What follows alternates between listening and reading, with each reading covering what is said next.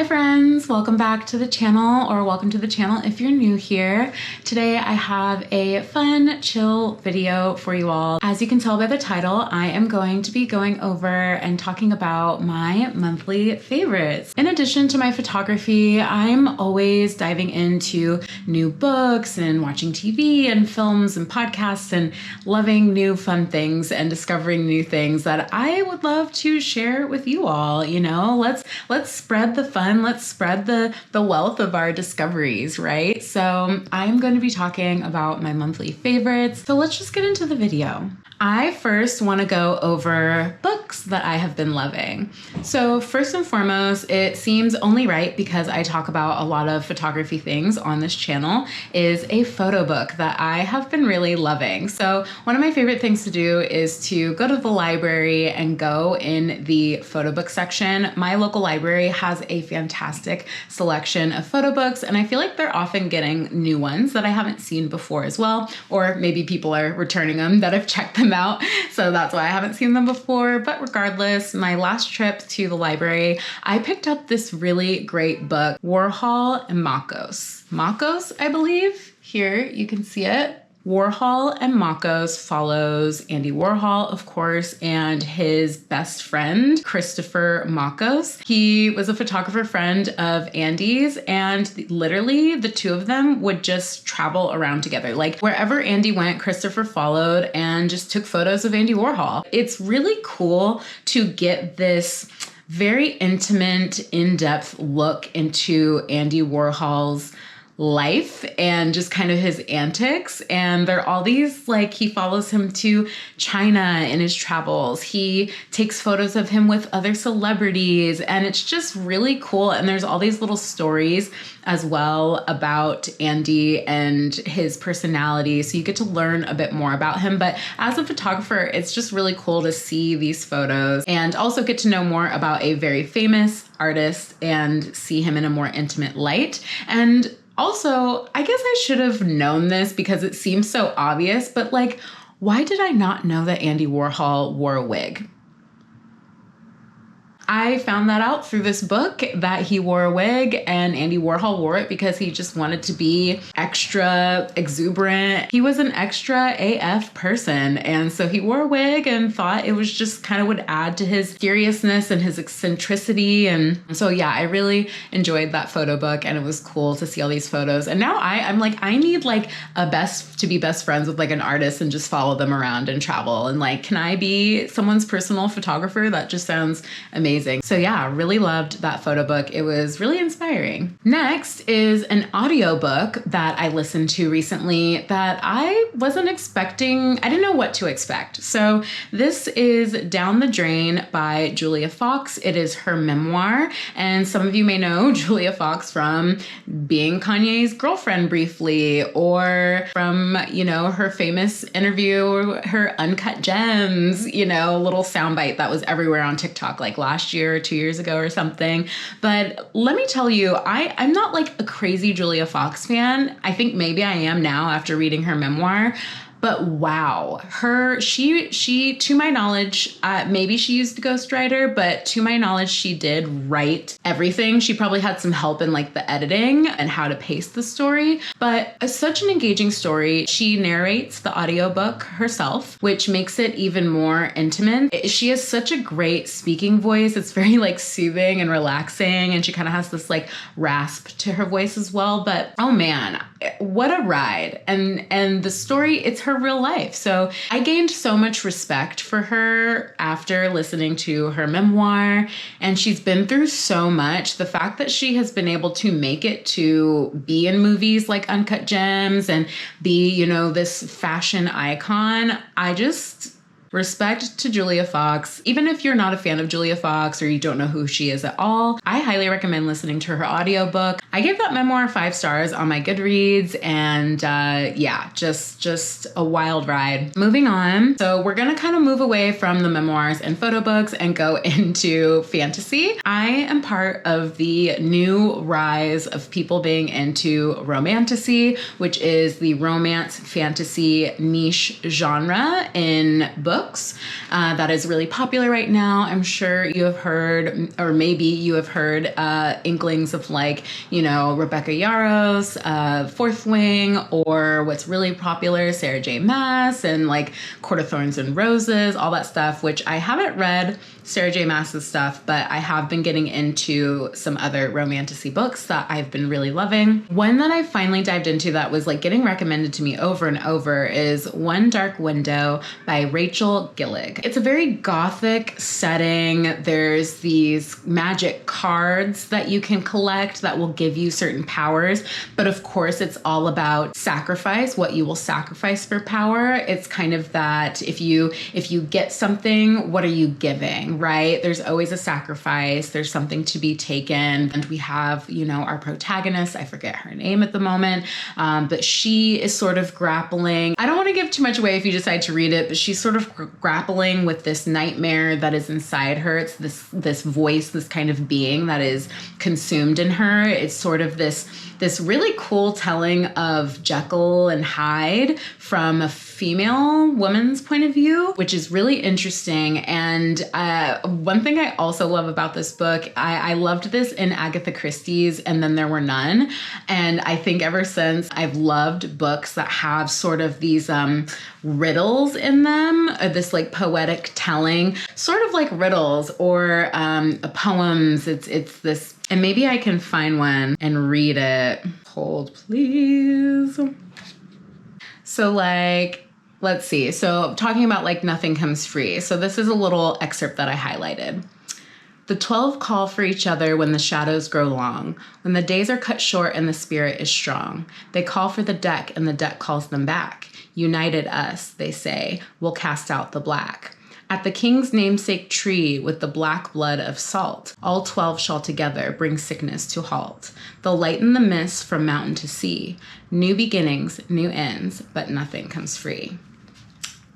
So good. So I really love books that have kind of like poetic lore like that. And so each chapter will start with something like that describes each card and kind of what they do. And yeah, it just deepens lore. It's really, really good. And it left on the cliffhanger that I'm really interested. I was like kind of waiting and giving myself a breath before I went into the second book, but I'm excited to read the second book. So that is One Dark Window by Rachel Gillig. Really great if you're into like gothic, romance, fantasy vibes.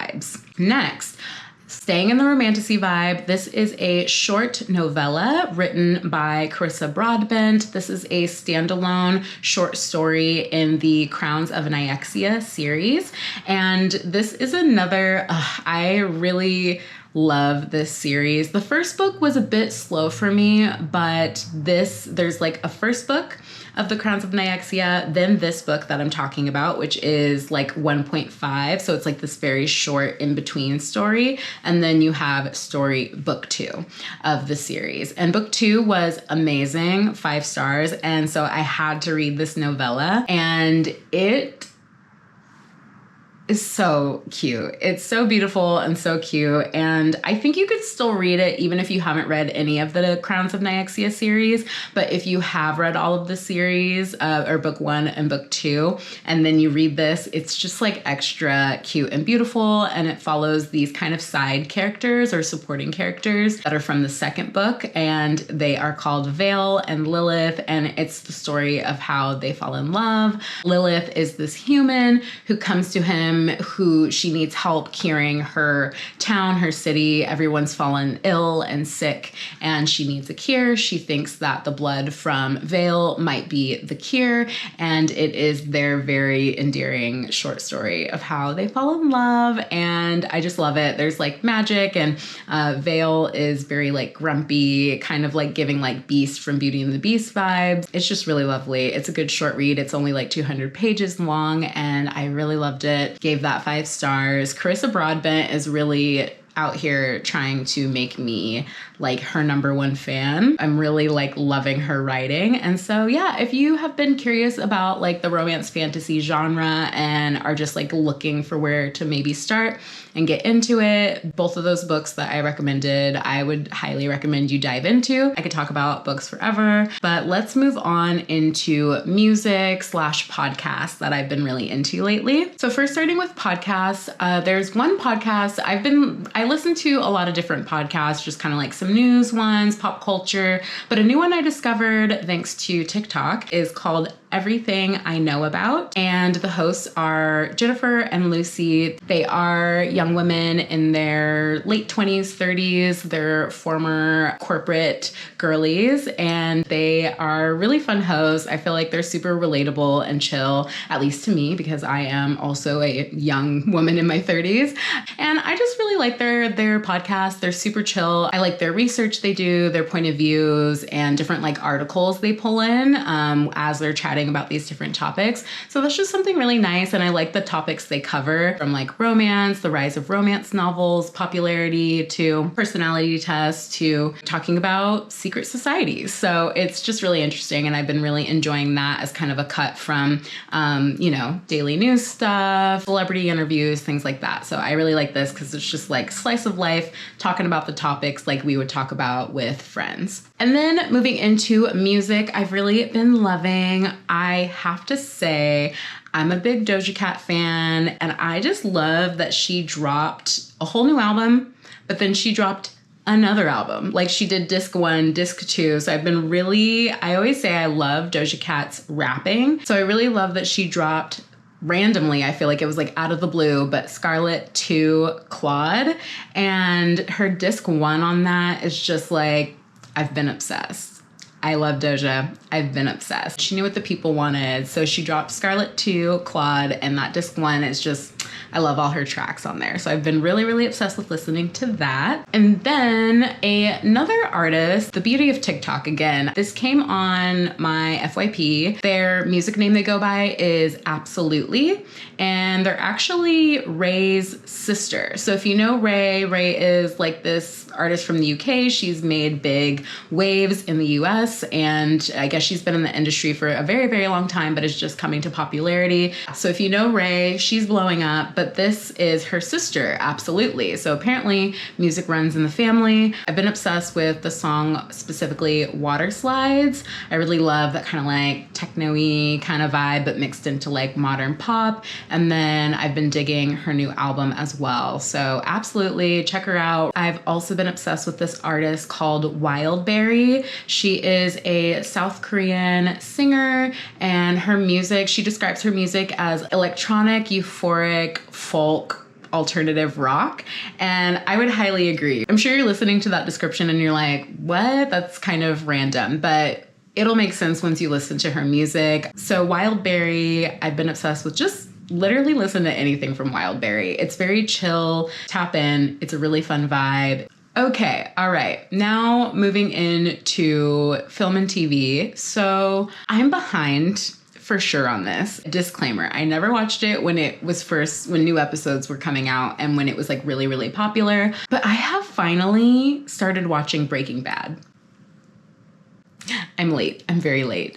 But I was looking for something new to watch recently, and I was like, oh, you know what? I like never watched Breaking Bad, so I just like don't get it.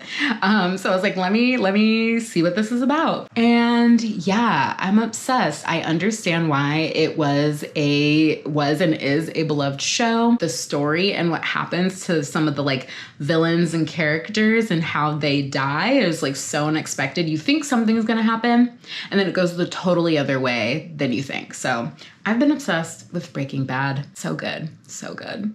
Jumping on film and TV, kind of veering off. I mentioned earlier, I love fantasy. I love to play games. I'm a big gamer as well. So recently I have been playing Stellar Blade. You're in this like post-apocalyptic world, and you're playing this character Eve, and she's here to like save what's left of the world, and she is like very beautiful and has these really cute, fun outfits, but she also does amazing like acrobatics, and you get to swim, and you have a sword, and you shoot things, and it's just awesome. The combat is amazing and badass in my opinion, and the world is really, really cool. It's very like cyber aesthetic, like post-apocalyptic. I say it's like a mix of like Bayonetta and Final Fantasy and Stray and Cyberpunk all kind of meshed together. So I've been really enjoying that game and diving into that. Lastly, we're gonna dive into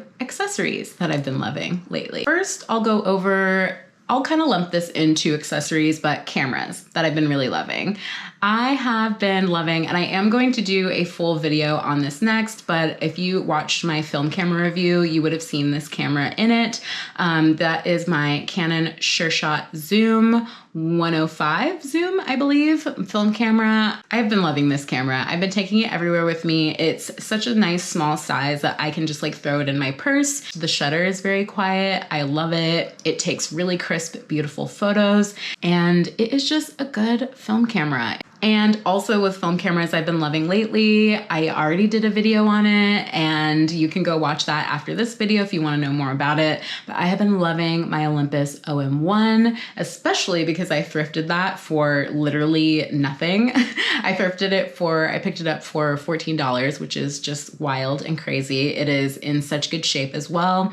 And I just did my first like portrait shoot with it, and the photos came back and I am in love. Here's some sneak peeks of the editorial type photos that I took, the portrait session I had.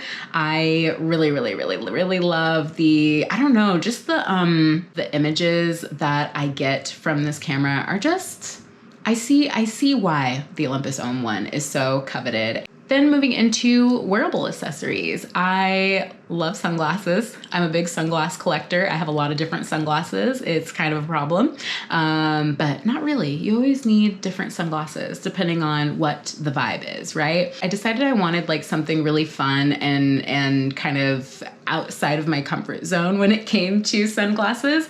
So I saw these sunglasses from Free People. They're like these big aviator yellow sunglasses, and I just thought they were super fun. So I picked them up, and I've been really, really enjoying those. Like it makes blues look really cool and like turquoise, and it just is like such a fun little vibe. I feel like a DJ or like, I don't know, some like cool like director in charge when I'm wearing those sunglasses. So they just make me feel good. And that is the point of a good accessory, right? Lastly, I have been loving, and I know I am also late on this, and I was kind of also avoiding it because I've seen them everywhere, at least online and kind of around LA. A lot of people have them, but the good old Adidas Sambas shoe, especially the white one with the gray tipped front. I was holding off on getting these because I'm a person that I am kind of like, oh, it's a trend. Everybody has them. Because everybody has them, I don't want them.